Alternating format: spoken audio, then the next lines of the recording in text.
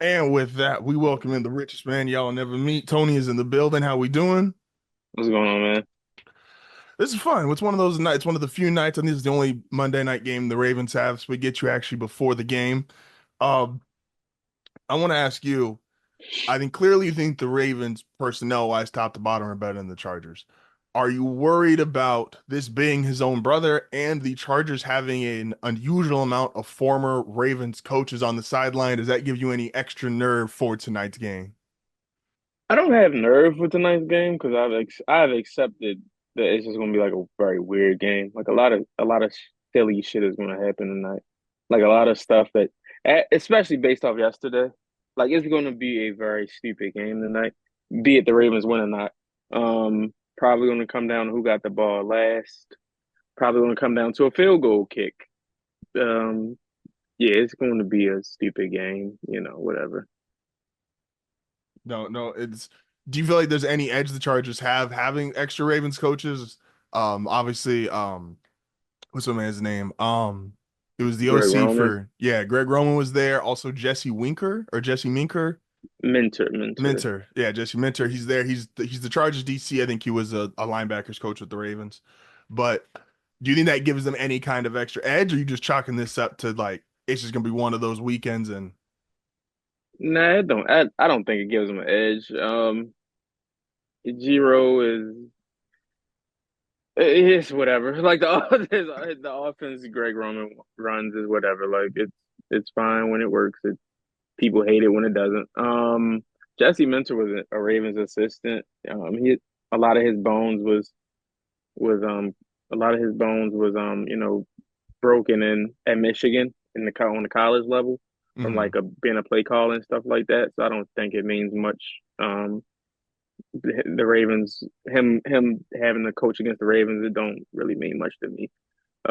Yeah, it's like it's just gonna be one of them games. Like I can just see it happen.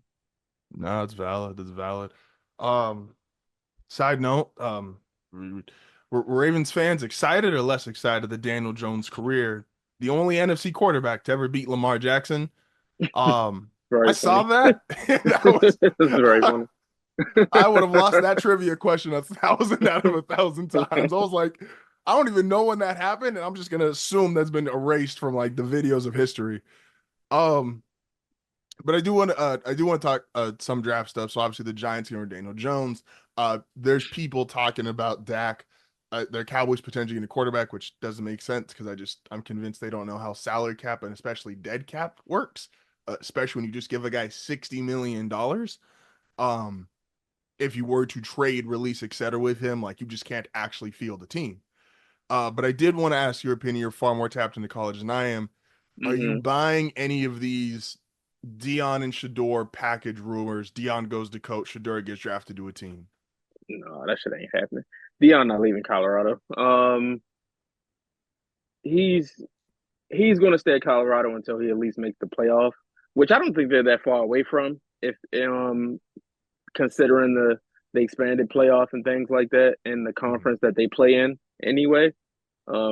So I don't see him leaving Colorado until he can at least say I got them to the college football playoff. You got Julian Lewis coming in next year, which is a big incentive for him to stay. But Shador is going to be a Raider. I feel like that's like Why a would you wish public that on me? a public secret. He's going to be a Raider. And I think that being coached by a former player is something that Prime wouldn't have a problem with. I think he'd feel comfortable putting him in the hands of Antonio Pierce. Whether it works out or not is a different thing that we'll get to see over I would assume the next year or so. But I think that that's where we're at with that. But Prime and Shador being a package thing, just that don't even that's not even something I'd pay attention to. No, it was my thought when I first read it. I was like, Dion does like Shador's gonna get drafted. Obviously, he's going top five, top three, however it ends up being with New England playing a little bit better. They're probably gonna work themselves out of that potential spot. Obviously, they want to take him with May, but it didn't make sense to me when it felt like reaching for a topic when it was like, especially Michael Irvin of all people was the guy everybody was like, yeah, Michael Irvin said he got sources said Prime would go play for the Cowboys. I'm like, bro, Michael Irvin would say anybody wants to go to the Cowboys. Like that's his persona, that's his thing. Um, sticking with, or not stick with. I'm sorry. We're gonna do some weekly check-ins until we get to the winter meetings are over. Hmm. Red Sox, they just had a meeting with Juan Soto. They supposedly had a meeting, or it was a meeting, I think, with Snell, but they have an attempt. It's to either sign, they just put out a story that they're leaving the winter meetings or MLB free agency with one of the big left-handers available. Scale of 1 to 10, what is our confidence level this week in regards to the Red Sox signing literally anybody of no, we'll say six-figure contract? Absolute zero. And I'm very serious. I have no faith that this team is going to spend money in a Eight-figure real contract. I'm way. bugging. I'm sorry. Six-figure Like I contract is like a minor leaguer. Yeah, I know what you Yeah. meant. I know what you meant. But yeah, I have no I have no belief that this team is going to spend money in a real way.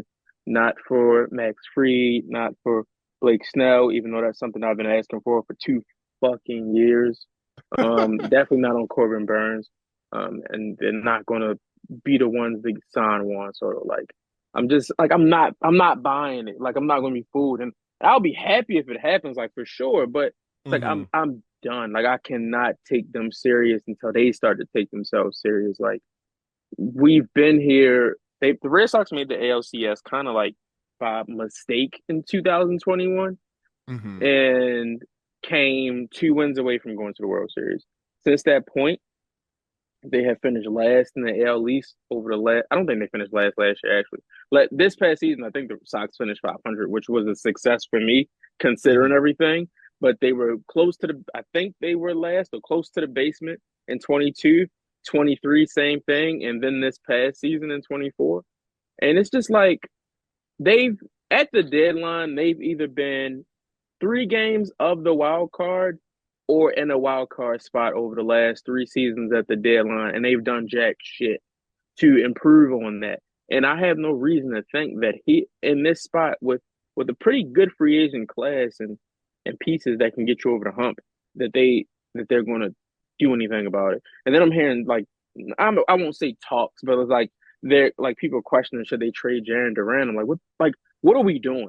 Like Jaron Duran might be a terrible homophobe, sure, but the motherfucker can play baseball. Like it's sports. I'm not here to be the moral police with certain shit. Like I just can't. Like all of this is nasty work anyway. So That's it's like that's valid.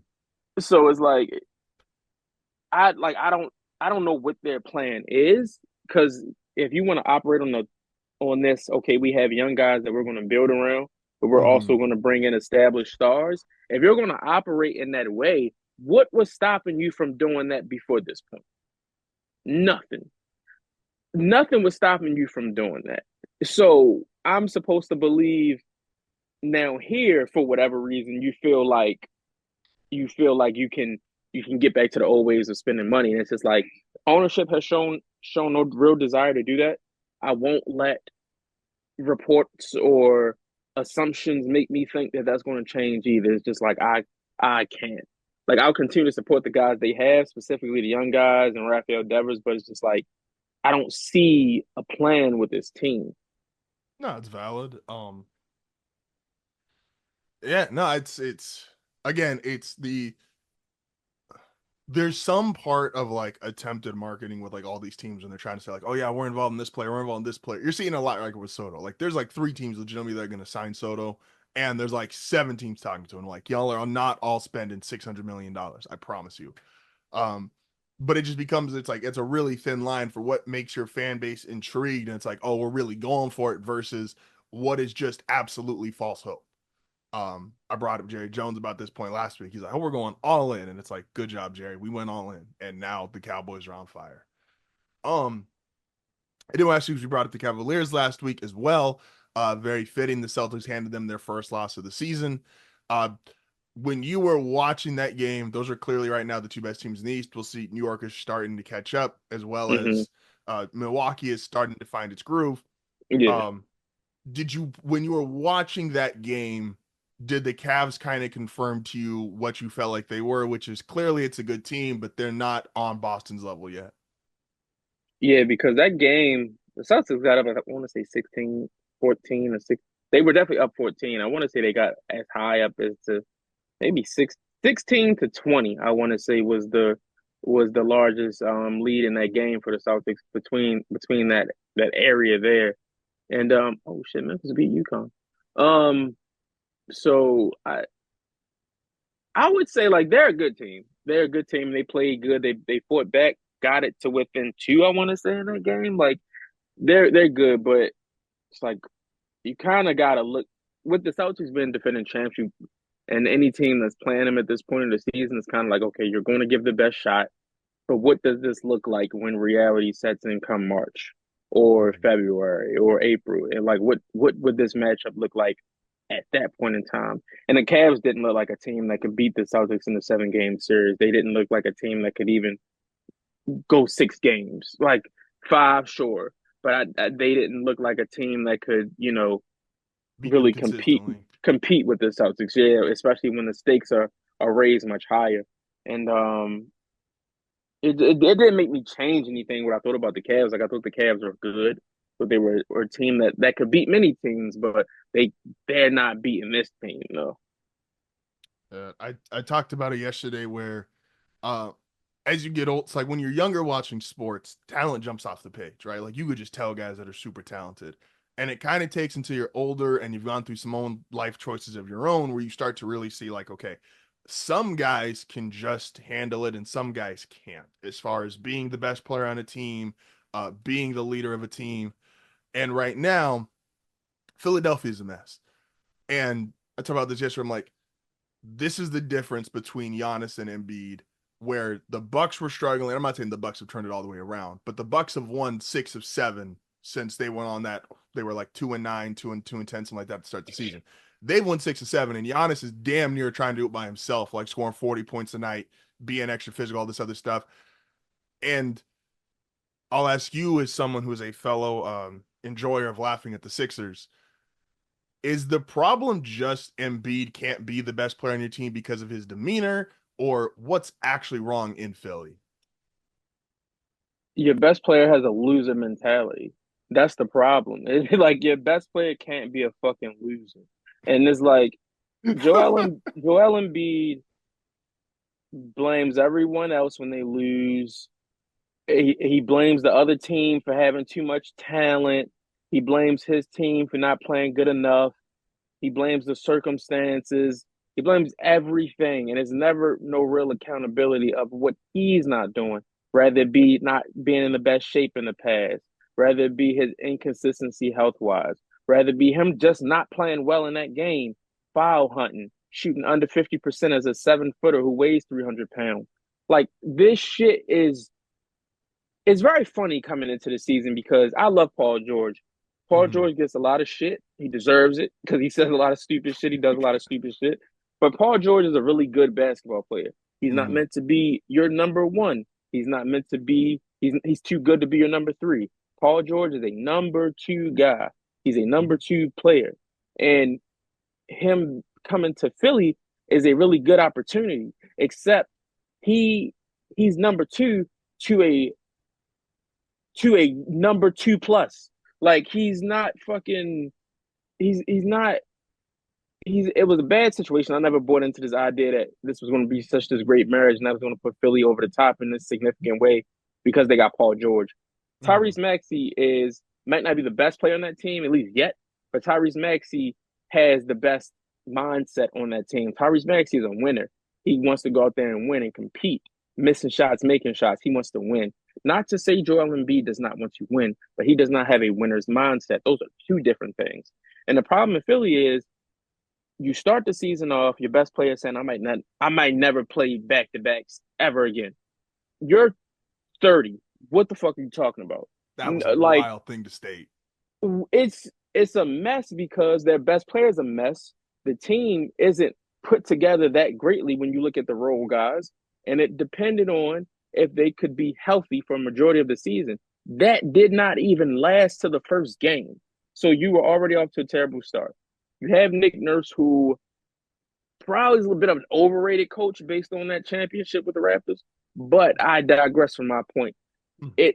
It was never a great makeup, and it started off in there were two scenarios how this could play out. It started off in the worst scenario possible. No, I agree. I think this is where And again, we're a lot of times when a guy first becomes great, everybody loves doing comparisons, and I do them too.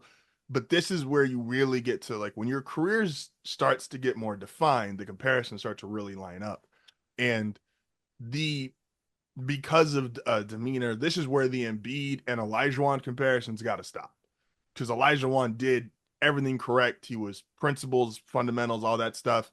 This is where the Joel or the Embiid and Shaq comparisons are more favorable. Shaq could have dominated the league for an additional 3-4 years, but Shaq had issues with his own mentality, not keeping himself in shape. And that shows you like how crazy Shaq was during his prime. It's like when you are that big, that gifted, it is probably hard to show up and give the amount of effort a guy who's 6 foot barely making the league. Like it's hard to compete or give the same level as him because you just look at yourself and you're like, I'm bigger, stronger, faster, etc. Like you can't fuck with me on your best day. I've only got to show up at 50%. And that's what Embiid's whole demeanor and his play style now, which is just shout out to James Harden, man. I take it all back. I went on a 5-year run of hating James Harden the way he played. And let me tell you, it looks even worse when you play like that as a 7-foot man, almost 300 pounds. Like, it's just, especially when you got an injury history and you flopping. Like, one last NFL question before I get you out of here. And we gotta ask this every week because it's part of the routine, man. If this is about Bo Nix, I just on a scale of 1 to 10, if this is about Bo Nix, on a scale of 1 to 10, are we a believer? I just need to know. Every week, just know that. And I'm trying my best to hold back when you tweet. Man, just know. Do you think? Okay, I'll ask you a fair question. Do you think, as resumes currently stand, and these things are resumes, these things are based on your stats. So even if you think a player is better than the other, obviously that's not asking who's better, but just from resume thing. Everything's fair. Yes. Do you think it's valid that he right now would lead the offensive rookie of the year? He wouldn't because Jaden Daniels does. Okay, well, Jaden Daniels leads all the betting sites. I get that. And Jaden Daniels had a great season so far. But even if we just go the last month, the way they're trending, just saying, you would still have right now, if you placed your vote today, you would still say Daniels over Nix. Yes, because I'm watching it. You don't watch 4 touchdowns? It's fake. Like, stop this. This is what's pissing me off when you do it because you're doing it on purpose. It is fake. It is not real. How is it any less real? Ask me. He is back at Oregon right now, playing against Washington State on a goddamn Saturday night at 12:30 a.m. I know what this is because I've seen it before. He is passing that ball 3 yards, and motherfuckers is going all the way down there. He's having the obligatory 20-yard pass 3 times to make the stats look pretty. I know what this is, Justin. You're not going to get me. So the pass to Cortland Sutton was obligatory? See, this is bullshit. This is the bullshit. This is what I'm talking about. He's doing this against the Raiders. He's doing this against me. He's doing this against me. This is the problem. This is the problem right here. Hey, look. He did this to the Bucks. Bucks got the Bucks good or bad? The Bucks at the time that he did it, they were good. The defense wasn't great, but sure. Okay. We don't count the Raiders games. Either the Raiders games, Raiders' ass. We cool with that? Perfectly fine with it. Okay, the Raiders just ass. He sucked up during the Chargers game. We know that. Played good during the Chiefs game. Chiefs played good. Did really well against the Chiefs. I cannot take that from him. Okay. Denver as a whole got smacked up by the Ravens. So I really ain't got shit for him in that game. He got a touchdown, so that was cool. And the person he got that on no longer plays. This is a ridiculous season. Oh shit! Hey man, we'll check back in a couple weeks. It's cool. No, appreciate you as always, man. We're gonna link back up next Monday. Yep.